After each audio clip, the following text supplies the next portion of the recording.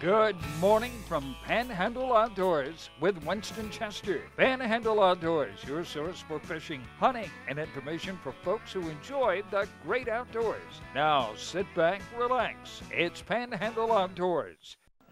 Good morning, folks. Welcome to Panhandle Outdoors. I'm Winston Chester. I'm glad you're here this Friday morning, December the 7th. I always remember Pearl Harbor on December the 7th, and it's always been a part of our American history and our heritage as far as remembering our servicemen and women in World War II. So if you see any, there aren't many veterans of that left, but we do appreciate their service and all to our country. Now, our weather brought to us by Haney Technical Center, right there at Baldwin Road and Highway 77.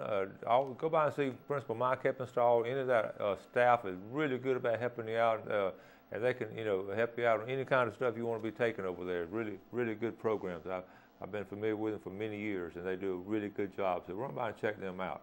Now, high today, we just going to have a nice weekend, and we do need some rain. We may get a little bit of rain on Monday, but right now it looks like weekend is going to be nice. It's going to be a high today of 75, low tonight of 56.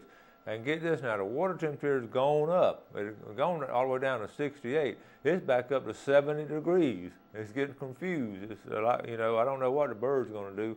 We're not getting all the migratory flights right now, but the water temperature is back up to 70, so keep that in mind. River readings, our price code remains at a 0.2, but the Choctawhatchee is at a 2-foot range, 2.2 yesterday, but it's already dropped down to 2 foot today. It's going to be a slight drop for the weekend. Now, not a lot of movement in the Choctawhatchee or the Apalachicola. Both these rivers are really, really low. Now, we'll look at our tide chart, really important for the weekend. Today, we're not going to have much of a tide. But now, tomorrow afternoon, we're going to all of a sudden get a quick incoming tide. You're going to have any kind of tidal flow. If you want to fish tomorrow morning, it's just going to be a flat tide and not a lot going on. But tomorrow afternoon, we're going to get an incoming tide. The low tide this morning is at 8:49, and the high tide is at 5:22 tonight. I want to also, I just talked to Miller at the Seacoast Marina, and they're getting ready for a big weekend down there. The weather's really nice down there, so you get a chance to go do some if you like to go to places sort of isolated and unique in Florida, the Carabel and Seacoast Marina is always a good place to sort of sneak off to and just have a good time. I also want to mention coming up tomorrow, the Biofeeder Center. Now, this is something interesting. They're having a guided hikes Saturday, December 8th. They're going to talk about native flora and fauna, the longleaf pine system, and really just when we get out, and walking, it's going to be a perfect day to go hiking. And that's a great outdoor activity. It's not just hunting and fishing. It's wildlife photography, and it's camping, it's hiking. It's a whole spectrum that we like to promote here on Panhandle Outdoors. So this is a great opportunity to go up there to the E.O. Wilson Biofeeder Center and just walk in the woods. I think you'll really enjoy it. All right, we'll take our first break, and we'll be right back.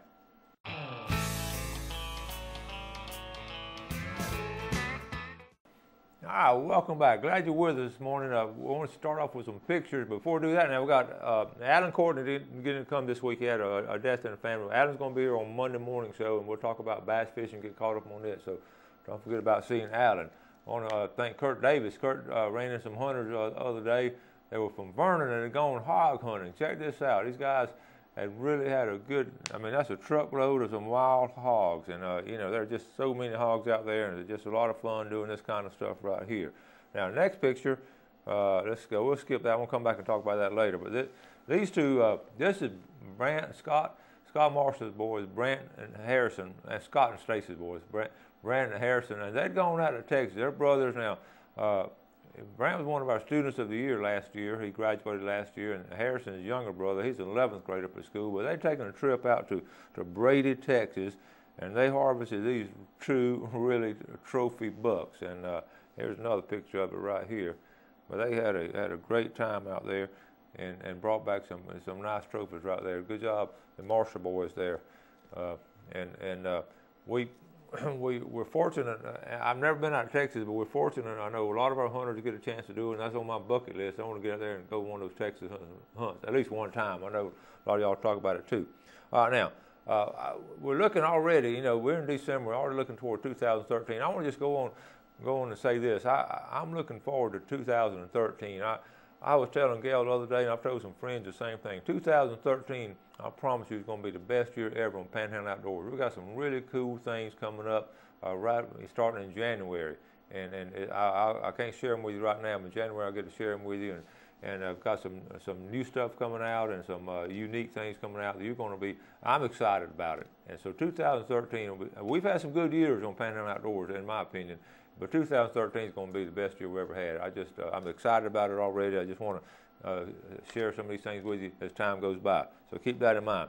Got an email the other day from Gloria Turner on that fishing trip we had. She wanted to know what grub we were using catching those trout, and it was a twin tail. You know, you got those little single tail, paddle tails, and all kinds of different tails on these grubs.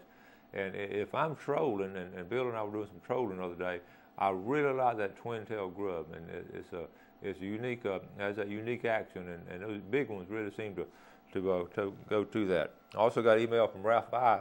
He wanted to know. This is some of the questions that Ken Paramore didn't get in, and Ralph called me yesterday and talked to him and want to know if on doe permits, if he gets like 4 or 5 doe tags, doe permits, doe tags, if he gets 4 or 5 for his property, can he transfer those doe tags to his buddy or to his nephew, whatever, and let them take the doe tag and go hunt over there in their land? And the answer is no, and I've talked to Ralph about it. FWC will not allow that. Those doe tags are specifically for the hunting area that you're in, the 12,000 acres or 300 acres or whatever they assign you. That's where those doe tags have to be used right there. But appreciate that. And don't forget all kind of things open up tomorrow now. Dove season, third phase of dove season opening up, and duck season is opening up tomorrow. I talked to Tommy Ham last night. Tommy's all excited about going to Deer Point Lake, and Tommy's one of those old-time duck hunters. He started doing it as a teenager, and he still duck hunts. But we were laughing talking about it. There are two things that's really jumped out on the outdoors this year that's really been remarkable as far as interest and people just really talking about it. Of course, the first thing is the proliferation of the bears.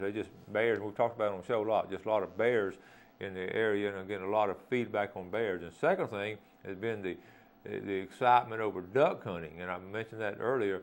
There's just a lot of people out duck hunting now, and I know sometimes people at Deer Point Lake and Bear Creek, they'll hear that shooting at daybreak and they'll complain about it. And I'm just the opposite. That's music to my ears. I think, you know, those boys out there, they got up at 4 o'clock this morning and they out there and they're trying to do something great in outdoors and have a good time. And you know, they could be out hanging around in bars or something like that, or doing bad things, but they're out there doing some great healthy things and having a good time. And I get excited when I hear them shooting. I can hear the shooting at Deer Point Lake from my house on Saturday morning, so I'm looking forward to hearing it in the morning. It's just exciting. So, you know, be thankful they're out there doing good things. Okay?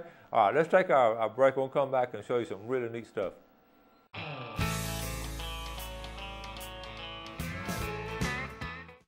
Okay, welcome back. We're going to start off this video now. This is an amazing video, and this is not one of those YouTube videos that sent to me. This was Tom Gurley sent this to me, and it's a friend of his out in Midwest and all this.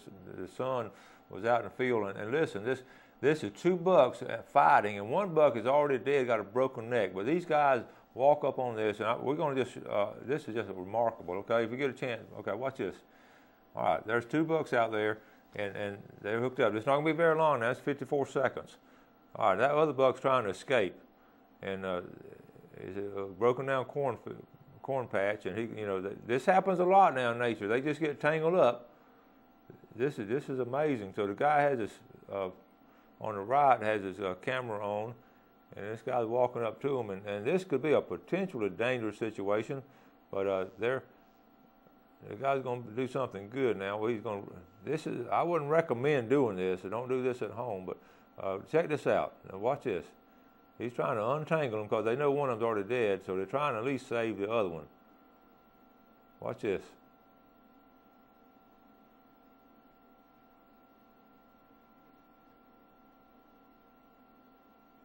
Wow. What do you think? That was amazing, isn't it? That's going to be talked about around the office today, but thank you, Tom, for sending that to me. Okay, now I got 3 things that happened on the FWC meeting they just had in Apalachicola. I won't go into a lot of detail. I do want to mention these 3 right here. They're considering in saltwater game by putting 2 categories of saltwater game fish and a sport fish designation on some of the fish out there. And saltwater game would be protected from commercial harvest, and the sport fish would be protected from any kind of catch. It'll be just catch and release. So they're working on that, and that's coming on down the line, and we'll talk about later about which species they're talking about. The second thing now is the grouper. Okay, this is a big deal on the grouper. It looks like, and it's not official yet, will not be official till February, but you know, a lot of times when it comes out now, it's pretty well, they end up approving it. It looks like we're going to do the same thing we did last year in the grouper. We're going to have those 4 counties. Remember last year we had the 4 counties had an early grouper season, and they're recommending basically the same thing. That'll be April 1st through June 30th in those 4 counties down there. That's Taylor, Jefferson, Wakulla, and Franklin.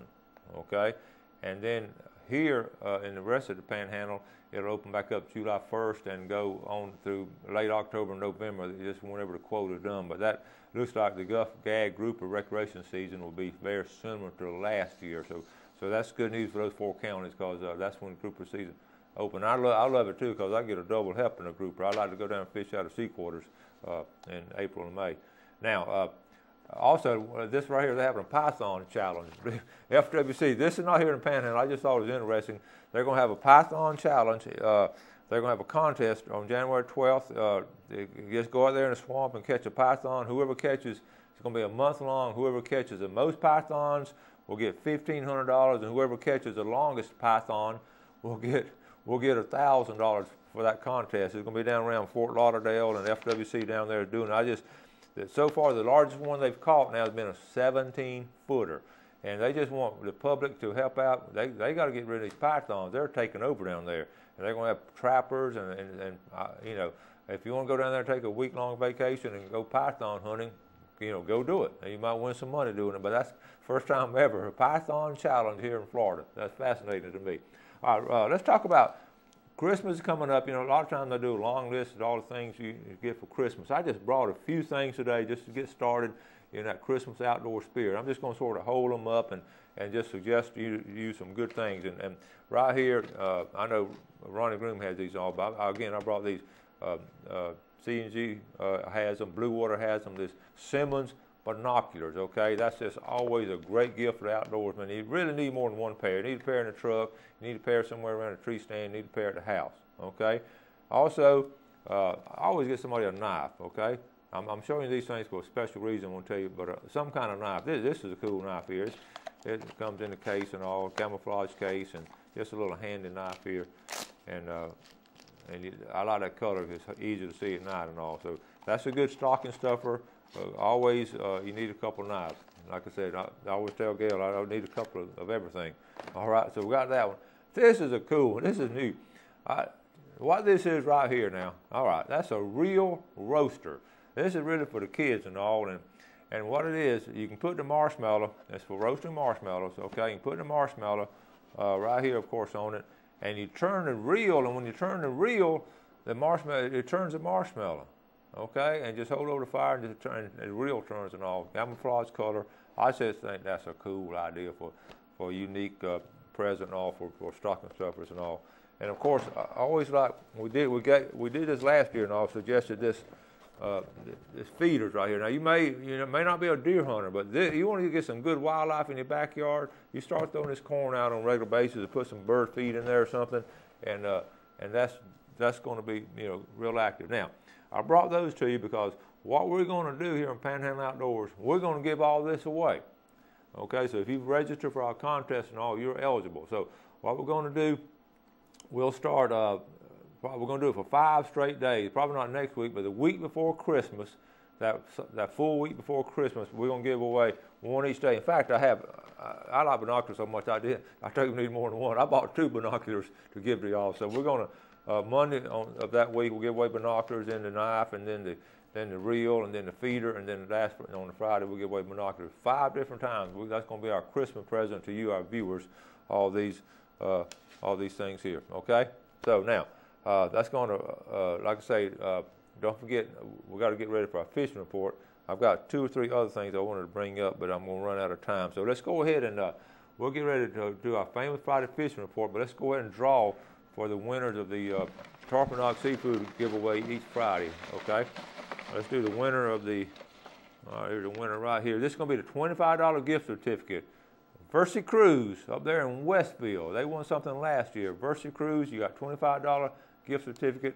Run them down here and get you some fresh seafood. I don't know if I want to put that toward a bag of oysters, but it may not be quite cold enough yet. This is for the big red snapper. Now, remember, they catch red snapper year-round commercially, and there's plenty of that. And that winner is going to be Tommy Bars up in Southport. Tommy Bars, B-A-R-S-S, Tommy Bars up in Southport. So we got Westville and Southport, our two big winners of the Tarpon Rock Seafood Famous Friday giveaway. Now let's get ready I'm going to move over here to this area and get ready for our Famous Friday fishing forecast. So we'll be right back for that.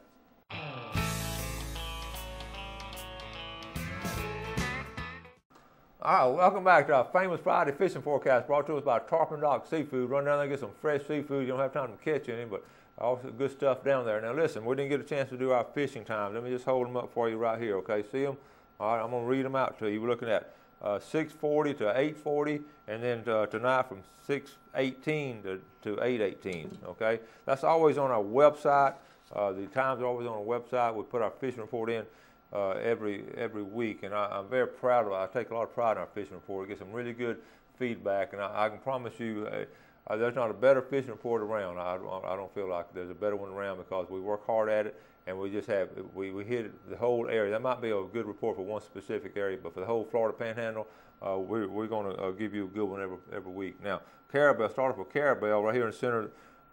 Miller, like I said, talked to Miller right before I came on the air. Said it's been a slow week, but the trout, it's not cold enough for the trout to move up in there yet. But red fishing should be excellent there at the mouth of Carabel. Now, let's go over to Apalachicola Bay. Blair Morgan talks about Apalachicola Bay. He was really talking about East River, the speckled trout that have moved up into the creek. Now, up at the East River, I'm going to sort of enlarge it just a little bit and get on over here. See all these feeder creeks right there in the center of your screen.